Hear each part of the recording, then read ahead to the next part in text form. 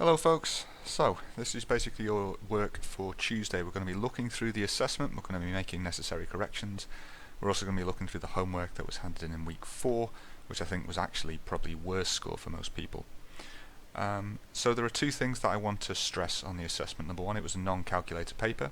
There were some edge cases where I wasn't sure if people had used them or not, but you've got to bear in mind that all of these calculations that I'm about to do, I've messed around with them to make them easy to do without a calculator. So there's manipulation there that is required and helpful. The second thing is that on the angle rules in particular, it's really important that you know the names of the rules that you're using and that you're able to produce them in a way that makes sense to the examiner. There were cases where I had to take off marks that I wouldn't necessarily, that you were getting the answers right, but you weren't actually saying why you were doing what you were doing, or you weren't answering the question in front of you, particularly with the angle homework. So let's go through it then. First, for simple angle calculations, I think something I'd want to stress is that there was no harm in looking back on your book and getting some notes and reminding yourself of how we did these, because we wrote down exactly how to do all 4 of these operations. If I see people doing the wrong step as their first thing, I'm feeling a little bit nervous about what their notes are currently like.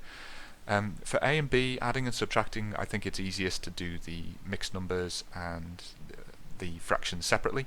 So if I'm doing 5.5 plus 3 2/3, I want to do 5 plus 3, and I want to do 3/6 plus 4/6 and get 7/6. And then I want to convert it by saying, well, that's 1 1/6, so it's 9 1/6 overall. If you prefer to do it by saying this is 11 over 2 plus 11 over 3, and then multiply them to give it a 6 on the denominator, and then converting them back, it's absolutely fine. You'll get the same answer. I think it's 55 over 6. Simplifies down. And the same thing for B. I think most people, to be honest, when they were B, did like 51 over 4, take away 12 over 5, and then got it over 20, and then made it 7 17/20. But I do still think it's easier to go 10 take away 2 is 8, 5/20, take away 8/20 is minus 3/20, 8 take away 3/20 is 7 17/20, but up to you. For part C, really crucial with multiplying fractions that you try and simplify them before you do the multiplication. Obviously change to impropers first. A few people fell down on that hurdle, but don't try and do 13 times 14 times 3 and 2 times 13 times 14 and simplify. That's way too much effort for what we're trying to do on a non-calculator paper. Cancel stuff out. There's a 13 and a 13, top and bottom can cancel. 14 and a 14, top and bottom can cancel, and then I literally just have to do 1 times 1 times 3 and 2 times 1 times 1. That's 1.5. For part D, same thing. I can divide the left diagonal by 22. I can divide the right diagonal by 5. This makes it 2 over 1 times 3 over 1 is 6. Instead of having to do 660 over 110, why not do that?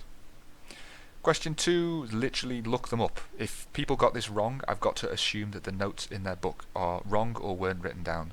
So it'd be well worth putting these in somewhere, as these are 3 crucial polygon rules that you've actually got to learn. Similarly, for question 3, we wrote all these down. There was like a homework which was get these notes copied down. So if you're getting 3 wrong as to what the shapes look like, I got big worries. I do think if you Google the word supplementary, you get the straight line angle. So a few people put down a straight line. That's not what we put in our book, and that's not what I call a supplementary angle. That's the C one. Then for the angle rules, these were mostly done quite well. The problem was this bit here: use proper angle terminology, but also state the rules used to get the answer. Now I was able to sort of fudge that and give some marks for questions if I could clearly see the calculation you'd done as a sort of implicit understanding of the rule you were using. But particularly when you're dealing with parallel lines, that doesn't work. If you just say it is 135 because it is, you don't get the mark for that. So for 4, you got that the angles here and here was 70 using isosceles, and I've put down the real way you'd write this on the left here. You got the CED was 110 because that's on a straight line with the 70 we just found, and then this is a triangle, so 55 degrees left over. Very easy 4 marks, but again, don't lose those out. For question 5, similarly, X is our supplementary with the 135, or you could have done straight line to get the 45, and then alternate angle to get X, and then there's an opposite angle here to get 45. If you got both these right, but you didn't write down any rules, you just got 2 marks. For question 6, so we've got a alternate angle in the bottom here, so BDE is 76. Let's actually put these on the diagram. DBE is 76 because it's isosceles, and then this is 28 because it's a triangle, and then this is 152 because, well, it's on a straight line with the 28. So yeah, let's fill them into the top diagram as well. There we go. For 7, you basically have to find the angles inside the shape. So take these away from 360. You get 60 here, you get a 19 here, you get a 25 here. Dum dum dum. Add them up, you get 104. So what's left inside the shape is 256. But x is on all the way around a point with that. So take that away from 360, and you get 104. And for 8, all these add up to 180. So that's 5x plus 10 is 180. Take away the 10, divide by 5. Had a few people say this equals 360, which, you know, look at the shape and be careful. So that's the first half of the paper, and more than half the paper. Second half, we got polygons and we got a bit of algebraic fractions. These are higher grade in terms of how the GCSE considers them ultimately. Particularly the algebraic fractions, it's good to try and get those sorted early. Polygons were generally done very well. Obviously this was our most recent topic, which helps, but I was impressed by the way these were sort of set out. 9 is a standard interior angle, and I think it's easiest to just do the exterior angle first and take away from 180, particularly on a non-calculator paper. This was a bit where I was a sort of, maybe, when people have written 10 minus 2 times 180 is 1440, as if that was just like, I've done this in my head. Which is possible, but, you know, be sure. So I'd find exterior is 36 and interior is 144, because rule 1, they add up to 180. This one's a pentagon, so adds up to 540. I allowed you to just say that, but you could have done 5 minus 2 times 180 to get that. All the angles inside the shape are 495, so x is 540, take away 495, 45 degrees. 11 and 12 are two classic spins on the same question. If you want to find out how many sides a shape has, if it's regular, you need to know what the exterior angle is. So on 11, you have to take interior as 170, take away from 180 gives exterior is 10, and so sides is 360 divided by 10, 36. For 12, the interior plus the exterior adds up to 180. So we'd say 10x is 180, so x is 18. That's the exterior angle. And then fit that into 360, goes 20 times. 36 divided by 18 is 2, so 20. Lastly, explain why. So it wasn't enough to just do the sum. It wasn't enough to just say 135. You had to say that 360 divided by 135 doesn't work, isn't a whole number. So what I've written down is basically the bare minimum. It would also be enough to say this is 2 and a remainder, because I appreciate this is a non-calculator question. But the idea that the interior angle does not exactly fit into 360 is the key.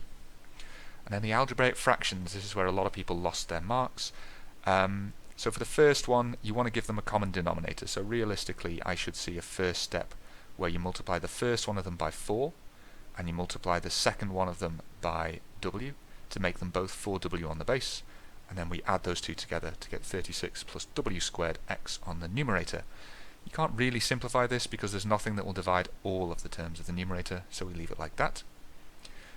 For part B, it's standard division rules, so flip it, 7 over 6c, multiply it, and then simplify it. You can divide them both by 3. You could have also simplified at this stage. We could have like cancelled out the 3 and the 6, made that into a 2 and gone straight to 8c on the base. But, you know, 7a over 8c is what we needed to end up with.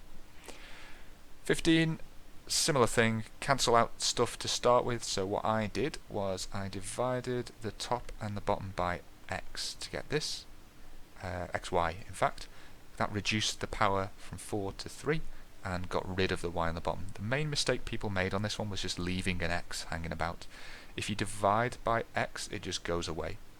So it's not going to disappear from one of the diagonals and not from the other, unless it's got a power attached to it, which neither of those x's did. Then you can look at the 12 and the 20. We could divide them both by 4 and make them 3 and 5.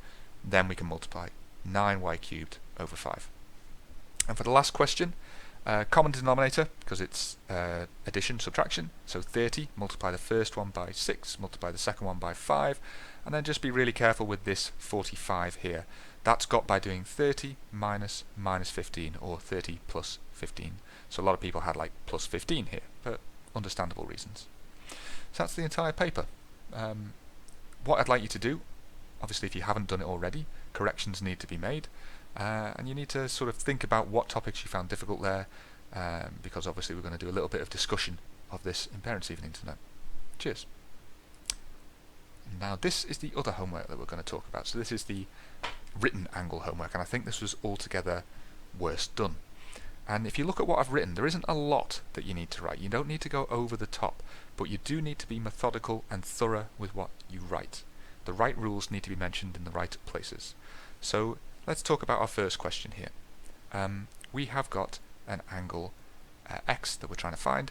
So the first thing I do is I say, well, this is an isosceles triangle, so I can take away 30 and divide by 2 to get 75. Both of these angles up here would be 75 as well.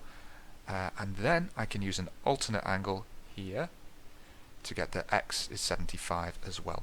Now if I needed to give you the mark for that one, what did I need to see? I needed to see that you'd done this subtraction and division and got 75. Ideally that you talked about ECD and EDC, because use proper angle names was mentioned. And then x is 75. I needed to see the word alternate angles mentioned there. That's the only way you can get that.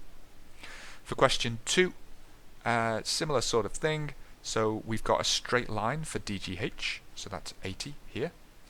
We've got an alternate angle for DHG, so that's 50 degrees here. And then we've got 50 degrees here because it's a triangle.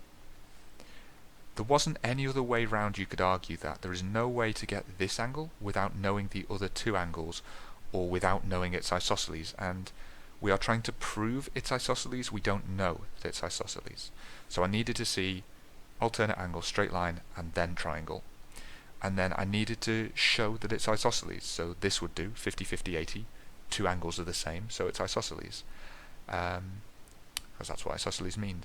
Quite a few people on this one assumed that there was like an 80 up here, and so they said, so this one is 20, so it's isosceles. But if you've assumed it's isosceles to start with, then you can't then say therefore it's isosceles at the end. We're trying to show it without assuming that it's isosceles.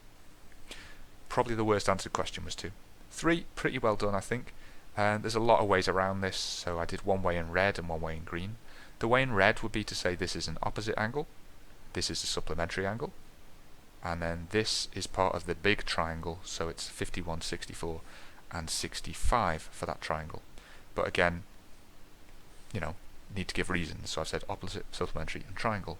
The green method is using the smaller triangle, so that is to say that BPY is 64 because it's on the straight line, YBP is 65 because it's in a triangle, and then we've got a corresponding angle here. We've got an upside down F angle, so we've got a 65 there. For question 4, so essentially the limit to what I needed to see was I needed to see some convincing argument why these were the same. It wasn't enough to just say they are the same. So I could say here that this is an opposite angle, so this is also 5x plus 10, and these two angles here are corresponding because we have an F angle connecting them both together. And so I could therefore say 7x minus 40 is 5x plus 10. Quite a few people wrote plus 40 here. I think there's probably an issue with zooming in on the PDF maybe, and got x is minus 15 if they did that, so that's the error you've made there. So we set them equal to each other. We don't say they equal 180 because corresponding angles are the same. We subtract the 5x and we add the 40 and we get 2x is 50, so x is 25. And that is the homework and the assessment. Corrections, read through, we're going to talk about this and see which questions you think you need help with. Cheers.